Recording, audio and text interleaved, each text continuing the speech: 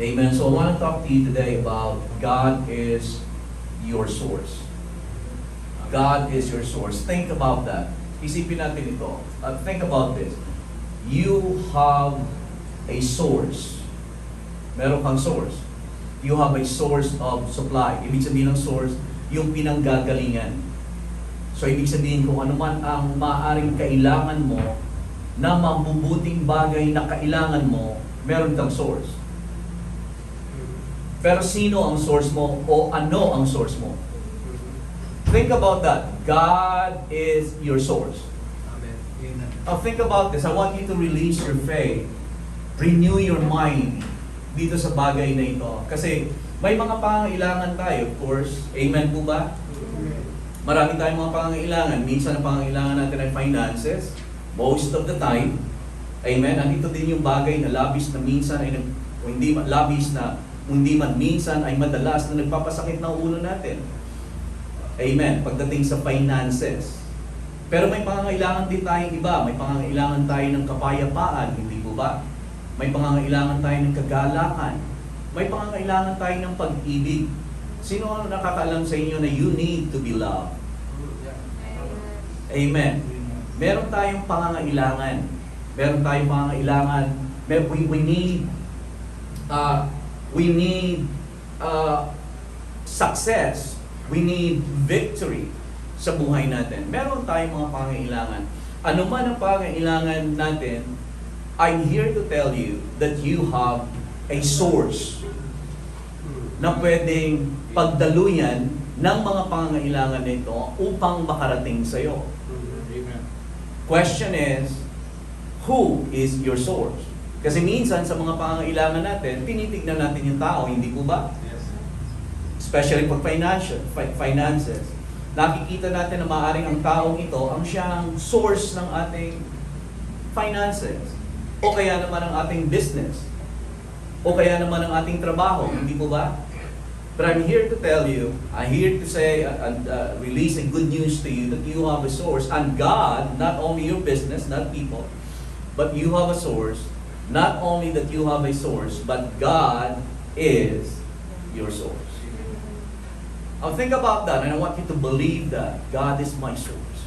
I have a source, and God is my source. Babasahin ko lang ang statement na ito. I write this down. God is your source, the perfect and on-time source of everything you could ever need or want. That's the truth about it. Yun po yung totoo. Ulitin ko, God is your source. He is the perfect and on-time source for everything you could ever need or want.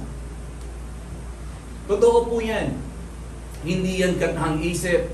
Hindi yan siyang mabuti lang o magagandang pananalita. Right? But you have to receive God. You have to receive Him as your one and only source by faith. And God wants to bring you, nais tayong dalhin, ang bawat isa sa atin, nais tayong dalhin ng Panginoon doon sa God wants us to get God wants to get you where you need to be to receive. Right? Of course, through the Word of God. Pinaparaphrase ko lang ang maaaring nasa screen. Pero nais tayong dalhin ng Panginoon doon sa place where we can receive. Nais tayong dalhin ng Panginoon doon sa a place where every need you have is completely met. Every bill is paid. Every debt removed. Every sickness and disease healed.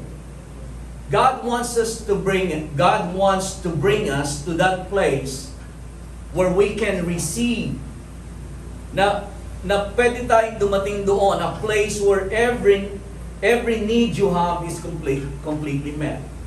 Yun yung nire-release kong pananampalataya maging sa aking sarili sa ngayon. Every need that I have is met. Think about that. Isipin nyo. Ano man ang mga pangangailangan ninyo? Posible ba yun, Pastor? Posible because God is my source. God is your source. Amen. Kung ang business natin na source, maaaring hindi siya maging posible na ma-meet ang lahat ng need. Pero God is a source. And He is ever-present help in times of trouble. Hindi siya naubusan ng supply. Right? Minsan yung tayong mga mananampalataya, hindi po ba? Parang kapag pinagpala ang ating kapatid na katanggap ng ganito dahil sa pagpapala ng Panginoon sa buhay niya, ay parang naiinggit tayo, di ba? Bakit ako hindi nakatanggap ng gano'n? Right? At minsan tayo ay parang nag-uunahan sa pagpapala, hindi natin alam na ang Panginoon ay hindi nauubusan ng pagpapala para sa ating lahat. Because God, ang Diyos ay mayaman at hindi kailanman nagkulang ang Diyos sa atin. Amen. Minsan lamang mga kapatid, sa totoo lang, I'm getting ahead of myself, parang hindi na ako nag-aano sa outline, but minsan nga lamang, kaya nalilimitahan ang ating supply na nagbubuhat sa Panginoon, right? Our heavenly supply nalilimitahan is because nagiging source natin, nakikita, tinitignan natin ang tao as our source, or ang business natin as our source, or ang trabaho natin as our source. Kaya nalilimitahan na. Amen. There is a danger. I'm getting ahead of my totally sa notes ko. May danger kapag hindi natin naunawaan that God is our source. At kasi ang Diyos ay, He is the ultimate source.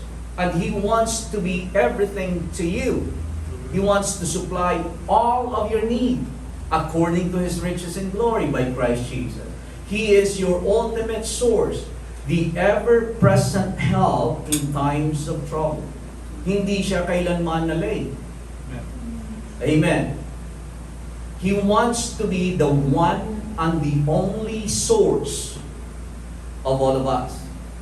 Pag nalipat na ang ating paningin sa iba, na pumapalit na sa lugar ng Diyos, pumapalit na, nagre-replace na sa place the Lord being the source, that becomes an idolatry.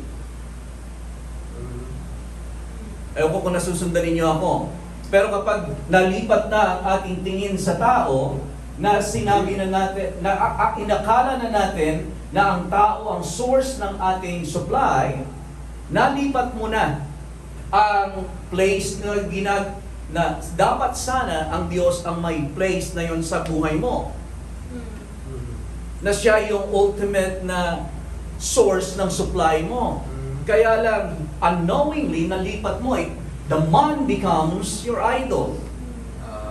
Or kung yung trabaho mo, kapag hindi mo naunawaan ito, that God is the ultimate source of your supply at ang tingin mo ay nasa Kanya, your business can become your idol. It replaces the place of God being the source of the supply. Or, kung hindi man yung business, yung trabaho mo. Nasusundan pa po ba ninyo ako? Of course, wag po ninyo ako mamalihin. God uses people. Right? So people can become channel, or in other words, they can become resources lamang. But they are not the source. Resource or channel. But the ultimate source na dapat na makita natin sa buhay mo bilang ikaw ay anak ng Diyos, God is your source. Amen. Hindi ang tao, hindi ang trabaho mo. Minsan mahirap sa atin yan, hindi po ba? Lalo na kapag yun yung pinagkakitaan natin. Amen. But you have to be grateful with the resources, kasi ang trabaho is resource, channel. You have to be grateful, ipagpasalamat mo. Ipagpasalamat mo yung trabaho mo, ipagpasalamat mo yung business mo, at ipagpasalamat mo yung mga tao na ginagamit ng Panginoon ng pagpagpalain ka. Pero kapag natuon na ang iyong tuon, ang tingin, na sila na yung nagiging source mo sa halip na ang Diyos, that becomes an idol to you. Because God wants to be your source, the only source. Nasusundan pa po ba ninyo ako? Well, tingnan natin ang ilang mga scriptures that God is our source. But again, nais kong dumating sa place na yon, I'm releasing my faith doon sa last phrase na yon, a place where every need you have is completely met. Think about that. All the needs you have, completely met. Every bill is paid. Amen. Every debt, mga utang, removed. Right? I want to come to that place. Hallelujah. Where there is a divine and unhindered flow of supply. Amen.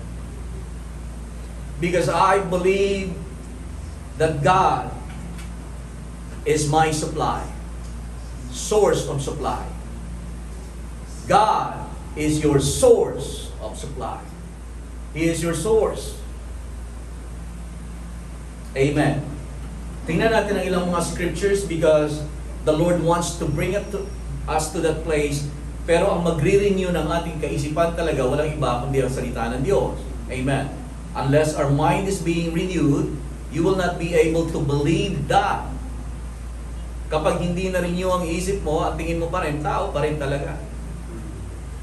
Business pa rin talaga. Trabaho mo pa rin ang source mo.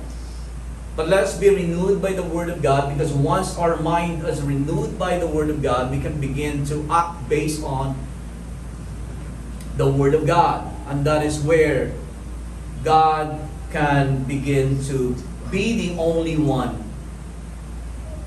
He is already. Pero sa atin, yun yung dapat understanding na makita natin once that we have our mind renewed. 1 Corinthians chapter 8. In fact, itong mga scriptures na ito, meron akong like 70 scriptures. God is our source. Pero tingnan lang natin yung ilan. 1 Corinthians chapter 8 verse number 6.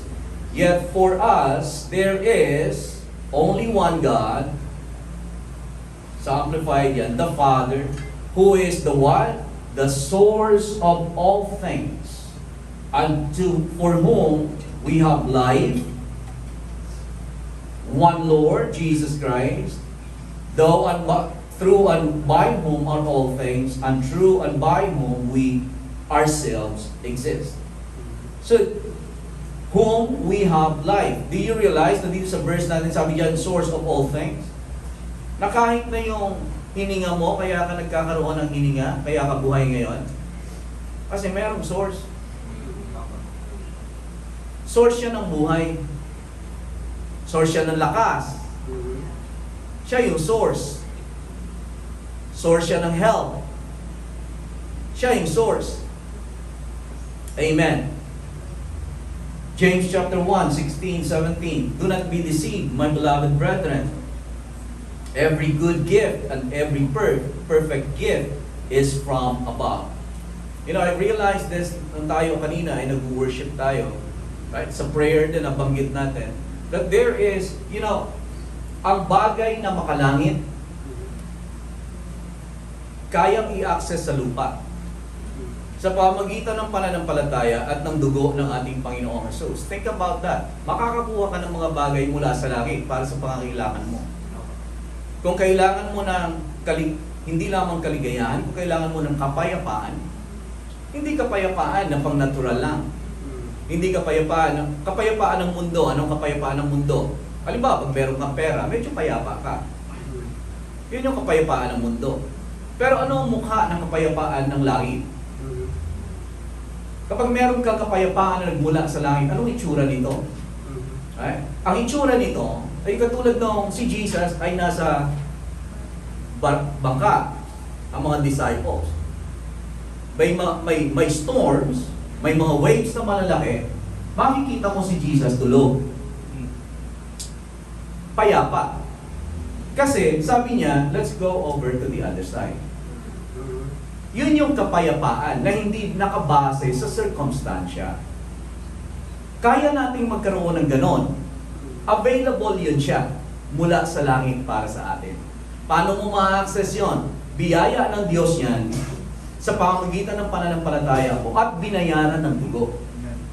So if you really are serious about the things of God, Na hindi ka lang natural na tao. Hindi ka lang religyoso, ika nga. When you begin to grow up spiritually, you will see things differently.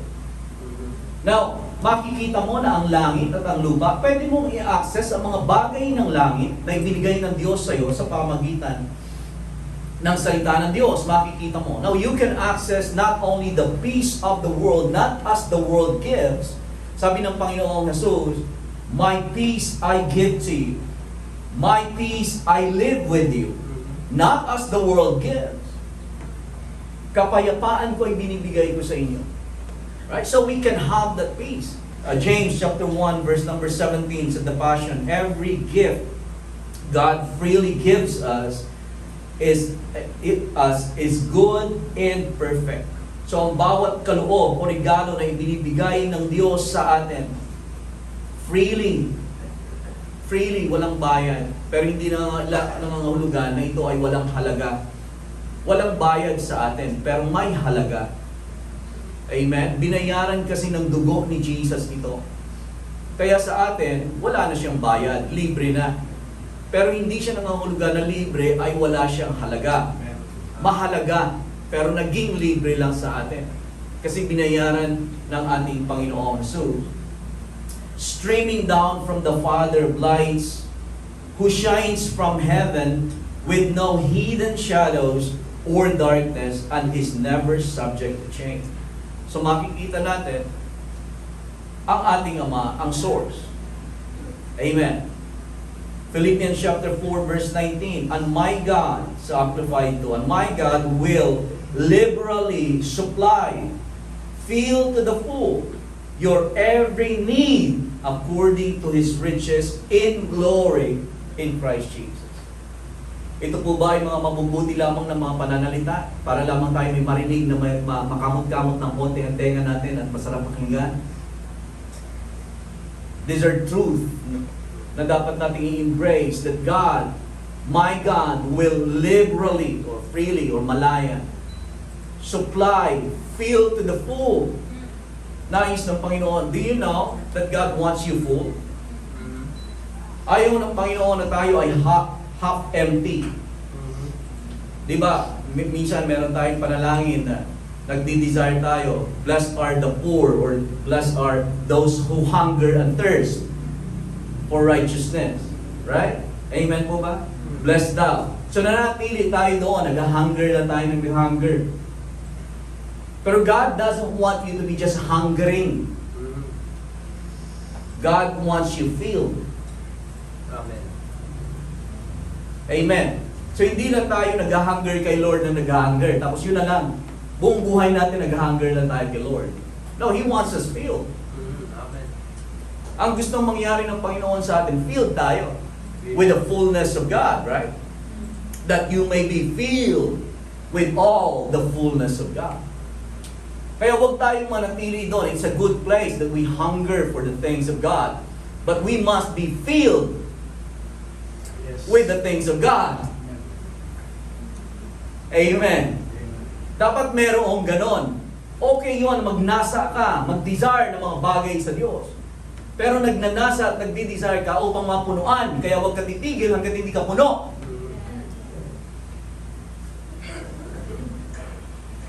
Amen.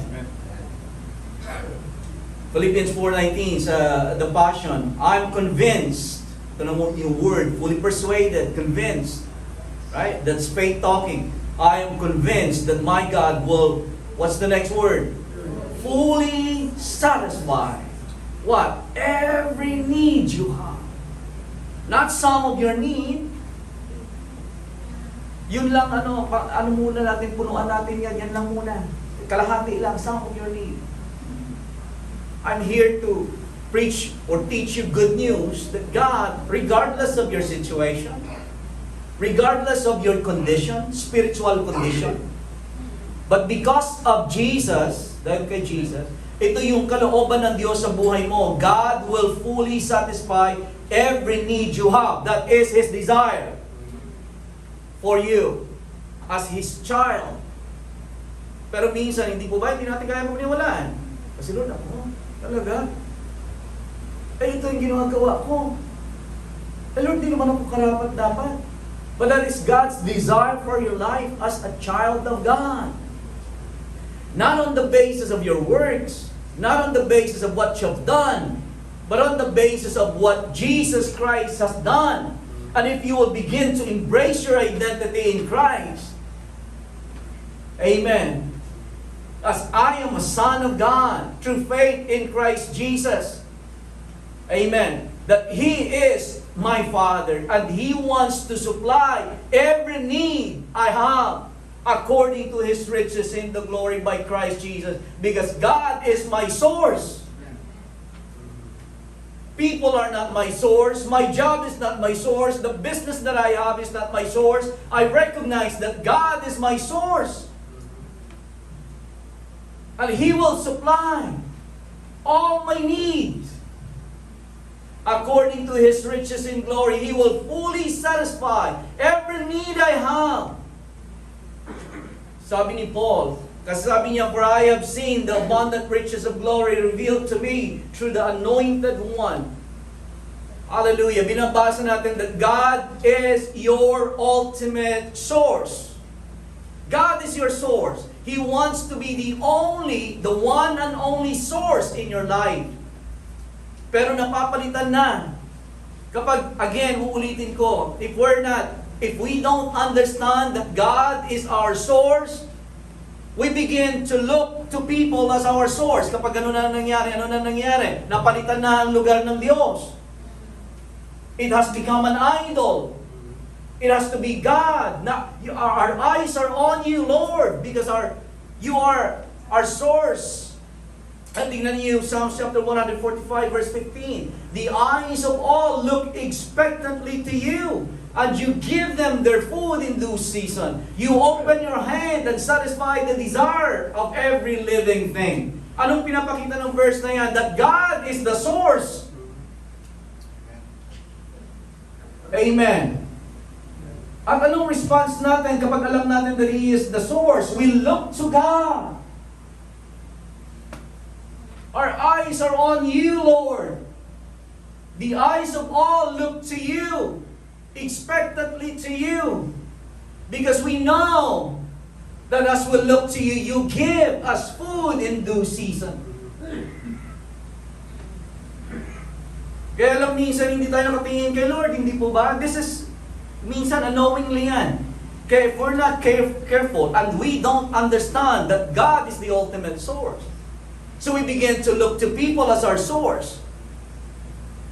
Amen. We begin to look for people and we begin to be at the mercy of the people. Kaya minsan tayo nagmamanipulate sa tao, hindi po ba? Praise the Lord. Kung hindi mo alam na si Lord ang source mo, gagawa ka ng manipulation. You can begin to do that. Kahit sa business mo. Pwede mong gawin mag-manipulate para ka lamang kumita. Kapag nagagawa mo yan, hindi mo nauunawaan that God is your source. Right? Sa business, sa trabaho. Kapag ikaw ay naiirita ka pa sa boss mo, sa promotion na dapat, hindi ako ganito ngayon, dapat promoted na ako. Right? Kapag ganyan ang attitude mo, hindi ka pa nakatingin sa Diyos as your source. Ang source mo pa, tao.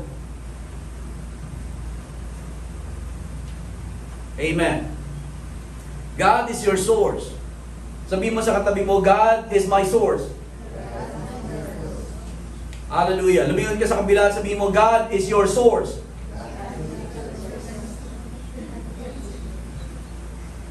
Hallelujah. And I pray we grow in this, mga kapatid.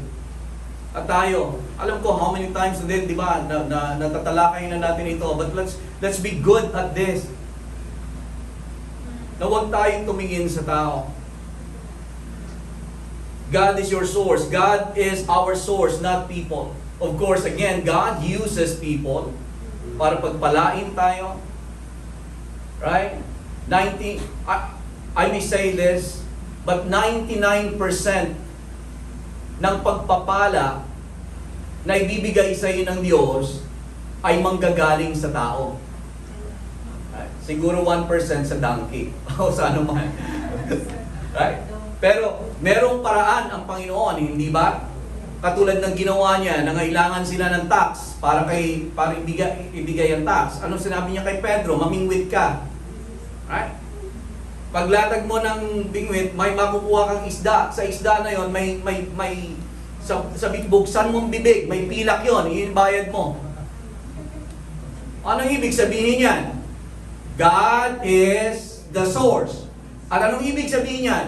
Kayang gamitin ng Diyos ang anumang paraan para mapunta sa iyo ang kailangan mo. Amen. Pero let me say this, that probably sa percentage nito, 99% at the time, manggagaling ang pagpapala ng Diyos sa buhay mo sa pamamagitan ng tao. Amen. Ipinagpapasalamat mo ang tao, right? They are the resources or channel na ginagamit ng Diyos. Pinagpapasalamat mo sila, binibless mo sila, but never take your eyes off God as your ultimate source. Amen. Salamat Panginoon sa ginamit mo sila, ginamit mo siya sa ganito. At kayo naman mga kapatid, kung kayo nagbibigay, right, ituro nyo din sa kanila. Right? Nasa Lord nakatingin. Kasi baka naman sa susunod na buwan, ako na naman ang titingnan nyo. Hindi ako. Si Lord, ginamit lang ako ngayon. Amen. Pero hindi maaaring hindi na ako gamitin sa susunod. Iba naman. Pero kapag nakatingin na kayo sa akin, wala na. Yan. Kapag nagagalit ka na sa tao, right? Kapag nakatingin ka na sa tao na halimbawa sinasabi mo, kung sana ginagawa lang nila ito, yung ganito sa akin, okay sana ako ngayon. Right? Pagka gano'n na ang attitude mo, nakatingin ka na sa tao at hindi sa Diyos. Kasi kung nakatingin ka sa Diyos, kung ang mata mo ay nasa Panginoon, walang kayang gawing anuman sa iyo ang tao. Ang trabaho ninyo ay channels or resource. Ginagamit ito ng Diyos para dumating sa inyo ang pagpapala. Pero hindi ito ang ultimate source. Si Lord ang ultimate na source. Kaya ang pinaka-test niyan, ngayon magsasalita na ako sa inyo ng, again, very up close and personal to. Sa mga nagtatrabaho, dito o doon, sa mga nanonood, kung nakaano na, right? Kaya kapag sa trabaho mo, hindi mo inonor ang Diyos sa pamamagitan ng pagbibigay mo, pagbabalik mo ng ikapo sa Panginoon, right? Inaari mo na ang trabaho mo o ang sarili mong lakas ang source mo. Pero kapag kilala mo na ang Diyos mo at ang trabaho mo ay resource mo, channel mo lang. Si Lord ang talagang source. Doon ka magbibigay ng pagpaparangal sa Diyos. Kasi ang tithes is not about money. It's about your heart. It's about honoring the Lord as your source. Na Panginoon, I will honor you. I honor you by putting you first in my finances, giving you the best in tithes and offering. Your business is not your source. Right? Ang business natin, hindi din ito yung source natin. Right? Ng ating supply. Halimbawa, ang business natin hindi kumikita. Right? Tapos sasabihin natin, kasi yung kompetensya ko kung ito, yung kompetensya, kasi kapag nawala ito, sana, aano ako dito gaganda itong business ko Kapag gano'n ang attitude mo, wala pa kay Lord ang tingin mo. Nasa business pa. Pero kapag ikaw, ay ang attitude mo, no? Kahit ilan yan mga kompetensya mo dyan. Kahit na yung mga customer mo, they're not your source. Mga kliyente, they're not your source. Kasi kung, halimbawa, meron kang kliyente na regular na customer, halimbawa, tindahan na lang, pagpalagay natin, tindahan. Lagi pumipili sa'yo. Dati, may nagtayo na katulad ng isang sari-sari store din, tindahan. Doon na siya bumili. Tapos nagagalit ka na, sana kung wala ito.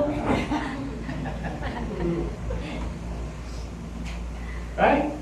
Pagka ganun pa ang tingin mo, hindi ka pa nakatingin kay Lord as your source. Kasi apektado ka ng tao. Pero yung customer na yan, mawala man yan, basta ikaw ay nakatingin kay Lord, supply will come. Amen. Darating at darating yan. Ang supply. Magpo-flow. Supply will flow once our eyes are on the Lord and not on people. I can almost promise you that. Papangakakuhan ko kayo. Base sa salita ng Diyos, of course, sa pananampalataya ninyo yan, but I can boldly say that to you, that once our eyes are on the Lord, that He is our one and only source, not people, not job, not business, divine supply will flow. Amen. Supernatural supply will flow. I'll challenge you. Amen. Na doon, ito magiging challenge sa atin ito kasi this is easier said than done. Mas madali itong sabihin kaysa actually gawin. Amen. Pero dapat ma-release tayo sa mga bagay na gano'n and we walk by faith when we know that God is our source of supply. Na ang tao hindi sila makaka-apekto sa akin. Of course, again, gumagamit ang tao. Gumagamit rather ang Diyos ng tao. Yung mga customer mo, ginagamit ng Diyos yan. Kaya na mapagpala ka. Pero wag kang magalit kapag lumipat sa iba. Akin mo. Magpapadala ang Diyos ng maraming customer. Right? Magpapadala ang Diyos ng maraming guests. Divine supply will flow. Amen. Once our eyes are on the Lord. Amen. Divine supply will flow once our eyes are on the Lord. Divine supply will flow once our eyes are set on you. Amen. I-challenge ko kayo mga kapatid, hahamunin ko kayo. Alisin natin ang tingin natin sa tao, alisin natin ang tingin natin sa ating trabaho, alisin natin ang tingin natin sa ating mga businesses as the source. Of course, uulitin ko lang ulit, itong mga tao ginagamit ng Panginoon as channel, as resource, trabaho, business, o sino pa man o anuman, at nagpapasalamat tayo sa kanila, pinagpapala natin sila, we speak blessing over them, we don't curse them, right? Sa ating trabaho, pinag-iigi natin ang trabaho, sa ating business, pinag-iigi natin ang ating business, but we never look to those things as our source. God is my only source. And God is my ultimate source of supply. Amen. Babasahin ko lang ito. Ewan ko kung nandiyan din sa atin yan. Kung inaakala mo na ang pag-angat mo sa buhay ay nakasalalay sa tao o sa ibang tao, ang pananampalataya mo ay nasa tao at wala sa Diyos. Right? Gumagamit ulit ang Diyos ng tao, definitely, upang tayo ay mapagpala, ngunit hindi ang tao ang source ng ating pagpapala, kundi ang Diyos. Kapag naghihinanakit ka sa tao at sinasabi mo, kung sana ginagawa lang nila sa akin ang ganito, hindi sana ganito ang buhay ko, nakatingin ka pa sa tao at hindi sa Diyos. Right? Ang pagpapala at tagumpay mo ay hindi nakasalalay sa tao. Ang kapayapaan mo ay hindi nakasalalay sa tao. Ang joy mo ay hindi nakasalalay sa tao. Minsan, di ba? Wala tayong saya. Kasi tingnan mo ginagawa nila sa akin. Of course, talaga naman. Minsan maiirita ka sa tao. Right? Pero dapat maalis mo ang paningin mo sa kanila. Meron ka pa rin joy. Right? Kung wala kang joy, bili ka sa tindahan ni Mang Boy.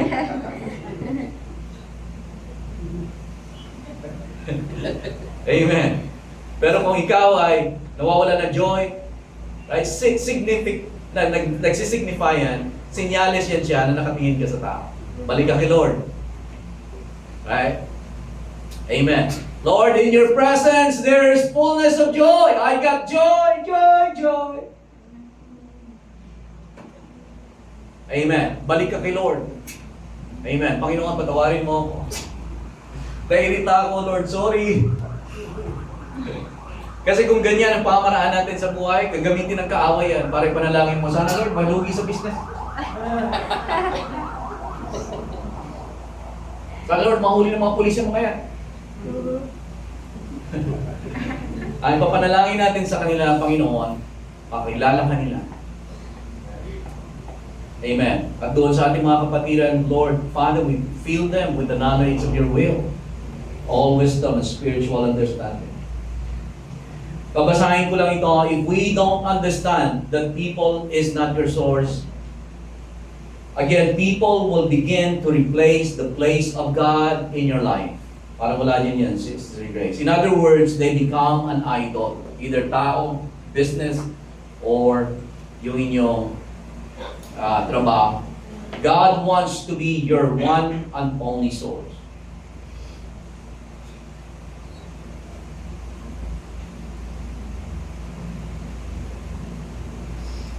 When we look to people as the source of our success, happiness, prosperity, peace, etc., we're not looking to God as our source. Babasahin ko lang siguro ito para hindi na tayo umaba pa ng mahaba at magkakat na lang ako sa oras.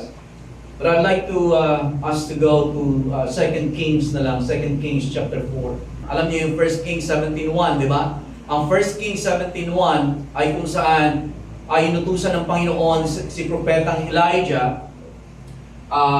Siya ay pinakakain, umiinom siya sa batis, at pinakakain siya, dinadalhan siya ng meat, ng uwak. Right? Merong tagutom. So uwak ang nagpapakain sa kanya, umiinom siya ng doon sa batis. Subalit ang batis ay natuyo.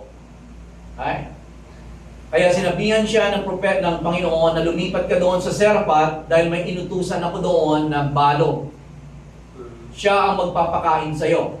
So, ang aral lang doon na makikita natin, hindi na natin palaliman pa, na kapag kinilala mo na ang Panginoon ang source mo, kung ang isang resource o isang channel ay magsara, right? Gagamit ang Panginoon ng ibang mga pintuan upang madala sa iyo ang mga pagpapala na kailangan mong makamtan. Amen. Pero kapag ang nakatingin ka na, halimbawa sa business mo, ito na yung tinitignan mo halimbawa na source of supply. Paano yan kapag mahina ang business mo? Manggagalaiti ka na. Hindi mo na alam ang gagawin. Of course, you release your faith. Pero paano yan halimbawa? Right? Na kung ganyan ang nangyayari business mo, kapag nakatingin ka na sa tao at hindi sa Diyos, right? Mawawalan ka na ng pag-asa. But Panginoon, lapit ka ulit sa Panginoon. Ang gagawin mo, Panginoon, my business is not my source. You are the source. Panginoon, bigyan mo ako ng karunungan. Help me to see what I need to see. Because I know, Lord, that if one door closes, because I look to you as my source, Lord, if this business will close, Lord, alam ko, Panginoon, na magbubukas ka ng panibago. So, hindi ka bagabag. Right? At isa pang bagay na masasabi natin, kapag lagi ka aligaga, halimbawa, araw-araw hindi nag-ito, tapos aligaga ka. At sa business, halimbawa, pagpalagay na lang ang business, aligaga ka, aligaga. Anong gagawin ko? Aligaga. Hindi ka mapakali kung anong gagawin mo. Right? Hindi ka hindi mo mailalagay ang sarili mo sa posisyon na ang tao ay makalalapit sa iyo for a divine connections. Just stay there, be faithful. Kung wala ka pang instruction, halimbawa, para hindi kayo maguluhan, halimbawa may business ka, ay tindahan, halimbawa, pagpalagay natin tindahan, nagbukas ka ng tindahan, nag-invest ka halimbawa sa tindahan na ito. So medyo mababa ang benta mo, mga konti ang tao. Huwag ka lang aligaga. Huwag ka lang aligaga. Gawin mo kung anong dapat mong gawin. Humingi ka ng karunungan sa Panginoon sa dapat mong gawin. Pero take it one step at a time. Right? One faith at a time. Right? Sa bawat araw, manampalataya ka lang, manampalataya. Do everything that you can do. Pero huwag ka aligaga. Ano gagawin ko? Ano na itong ano? Right? Look to God as your source. Kapag steady ka lang, nananampalataya ka, andali, eventually things will turn out fine. At yung may meron kang mga ilalagay ng mga ang Diyos ay maglalagay sa across your path ng mga tao na mag-o-open sa iyo ng panibagong business. Halimbawa, kung maaaring ang Diyos ay nililid ka sa ibang business. Pero just stay where you are, huwag kang aligaga. Kasi kapag aligaga ka, hindi mo naman minit yung mga tao na dapat ay kakausapin ni Lord para ma-meet mo, para makapagtayo ka at makapag-open ka ng ibang mga business na binubuksan ng Panginoon para sa iyo. Pero dahil sa magiging aligaga ka kapag wala ka sa pananampalataya. Kapag hindi ka nakatingin sa Panginoon, but stay there until the Lord. Kung bibigyan ka ng instruction ng Panginoon, does this make sense? May natutunan po ba kayo? Ganun lang yun sa business, halimbawa, sa business natin. O sa ating trabaho, ganun din. Sa trabaho mo, halimbawa, naaligaga ka sa trabaho mo. Right? Kasi nakatingin ka na sa boss mo, nakatingin ka na sa trabaho mo, na hindi ka na masaya doon. Right? Dahil sa mga ginagawa sa'yo, huwag ka lang aligaga, okay ka lang. Right? Until nasabihin sa'yo ng Panginoon. Right? Kung hindi ka pa, wala ka pang malinaw na instruction, doon ka lang, steady ka lang, gawin mo na maayos sa trabaho mo. Amen? At eventually, magpapadala ang Panginoon ng mga tao na mag-meet mo, right? Mga divine connections na ibibigay sa'yo ng Panginoon until malaman mo kung anong gagawin mo. Babasahin ko lang itong 2 Kings chapter 4, verse number 6, 1 to 6, and then we will close. I think we will close, yes. I-conclude natin, bibilisan ko lang, a certain woman of the wives of the son of the prophet, ito yung cried to Elisha saying, your servant, my husband is dead. Alam na naman natin ito, hindi ko na lang for the sake of time. And you know that your servant feared the Lord, and the creditor is coming to take my 2 sons to be his slave. So, wala siyang pambayad. Sabi, kukunin na nung napag-utangan nila ang 2 anak para gawing alipin. So, lumapit siya kay Elisha, yung widow na to. So Elisha said to her, what shall I do for you? Anong gusto mong gawin ko sa iyo? Tell me, what do you have in your house? And she said, your maidservant has nothing in the house but a jar of oil. Pero tignan natin ito sa message, yung verse 2, Sister Grace. 2 Kings 4:2. Elisha said, I wonder how I can be of help. Paano kita matutulungan? Tell me, what do you have in your house? Sabi niya, nothing. Wala. Tapos sabi niya, nothing, she said. Well, I do have a little oil. Tinanong siya ng propeta, paano kita matutulungan? Ay, ang laki ng problema niya. Ay, nagkautang siya na napakalaki na sapat ang laki ng utang niya na upang ang kanyang 2 anak ay rimatahin, kuhanin, para alipinin. Malaki ang utang, hindi biro. Ay, so lumapit siya kay Elisha kasi si Elisha ay mentor nung asawa niya, being a prophet himself, yung school of the prophet. Paglapit niya kay Elisha, sabi ni Elisha, anong gusto mong gawin ko para sa'yo? Right? Anong meron ka? Ang sabi niya, wala. Teka lang muna. Sabi niya, pero, well, I do have a little oil. Minsan, pero ang sabi niya, nothing. Ay, una sabi niya nothing. Kasi minsan, natitignan natin, hindi natitingnan natin at nakikita natin ang pangangailangan natin, ang laki ng pangangailangan natin, na nadi-despise natin o napapawalang halaga natin ang maliit na kung anong meron tayo. Kaya sabi niya nothing. Right? Para bang sinasabi niya, kumpara sa laki ng pangangailangan ko, kung anong meron ako, wala talaga yan. Walang mangyayari dyan. Pero teka muna, meron akong oil pala, oil konti lang. Pero yun na nga, kumpara sa laki ng pangangailangan, itong kung anong meron ako, wala ito. Right? Katulad ng sinabi ng isa sa mga disciples kay Jesus. Right? Meron dito isang bata na merong 5 loaves of fish, 5 loaves of fish, at 5 loaves of bread at 3 fish. Sabi niya. Pero ano naman ito? What is this? Kumpara sa napakaraming pangangailangan. Ay, nasusundan po ba ninyo ako? Minsan sa buhay natin, ang nakikita natin, ang laki ng pangangailangan natin, at nadidespise natin kung ano yung nasa kamay natin, na yun pala, ang nasa kamay natin, yun yung gagamitin ng Panginoon. Right? Upang tayo ay pagpalain. Sabi niya, nothing. While I have do a little oil. No, sinabi ng Panginoon, sinabi ni Elijah, then he said, go, borrow vessels from everywhere, from all your neighbors, empty vessels, do not gather just a few. And when you have come in, you shall shut the door behind you and your sons, then pour it on all these vessels and set aside the full ones. So kung ikaw, halimbawa, pagpalagay natin, ang babaeng ito hindi naman punong-puno ng pananampalataya na supernatural. Kung ikaw yung babae, halimbawa, ikaw ay, kaya nga sinabi mo, wala, anong meron ka? Wala eh. Ay, teka muna, meron na akong kapirasong oil. Tapos sinabi sa'yo ng propeta, humiram ka ng maraming vessels, kuhanin mo, mga drum, kahit gaano karami.